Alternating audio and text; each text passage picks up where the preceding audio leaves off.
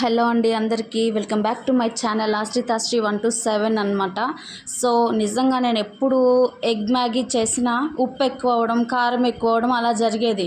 But first time చాలా బాగా వచ్చిందనమాట.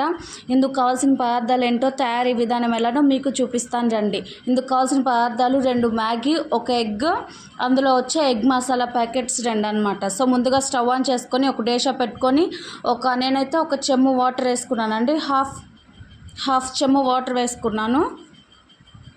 సో వాటర్ కొంచెం మరిగేటప్పుడు కొంచెం సాల్ట్ యాడ్ చేయాలన్నమాట. మన రుచికి సరిపడా సాల్ట్ని యాడ్ చేసుకోండి. వీడియోలో చూపిస్తున్నట్టుగా సాల్ట్ యాడ్ చేసుకోవాలి.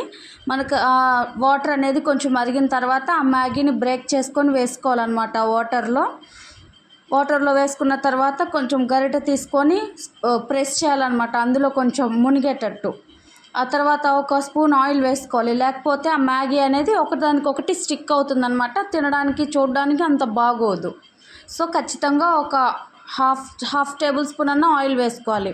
ఆ తర్వాత ఉడికిందో లేదో కొంచెం ప్రెస్ చేసి చూసుకొని తీసి పక్కన పెట్టుకోవాలన్నమాట. ఆ తర్వాత అదే స్టవ్ మీద కళాయిని పెట్టుకొని నూనె వేసుకొని ఒక ఎగ్ని వేసుకోవాలన్నమాట. నా దగ్గర ఒక ఎగ్ మాత్రమే ఉంది. సో అందుకే ఆ ఎగ్ని అలా కొంచెం బ్రేక్ చేసుకోవాలన్నమాట. పీసెస్గా బ్రేక్ చేసుకోవాలి. ఆ బ్రేక్ చేసుకున్న దానిలోకి కొంచెం వేగనిచ్చిన తర్వాత ఆ ఎగ్ని కారం, పసుపు, ఉప్పు సరిపడా వేసుకోండి. ఎందుకంటే ఆల్రెడీ మ్యాగీ ఉడికించేటప్పుడు వేసుకున్నాం కదా. సో ఇక్కడ చూసి వేసుకోవాలన్నమాట, లేకపోతే అస్సలు తినలేము. నేను ఎప్పుడు చేసినా ఇదే పొరపాటు చేస్తాను, బట్ ఈసారి బాగా వచ్చింది. ఆ తర్వాత అందులో వచ్చిన ఎగ్ మసాలా ఒకటి అనమాట వేసుకొని బాగా మిక్స్ చేసుకోవాలి. ఆ మసాలా అంతా ఆ ఎగ్ పీసెస్కి పట్టాలన్నమాట.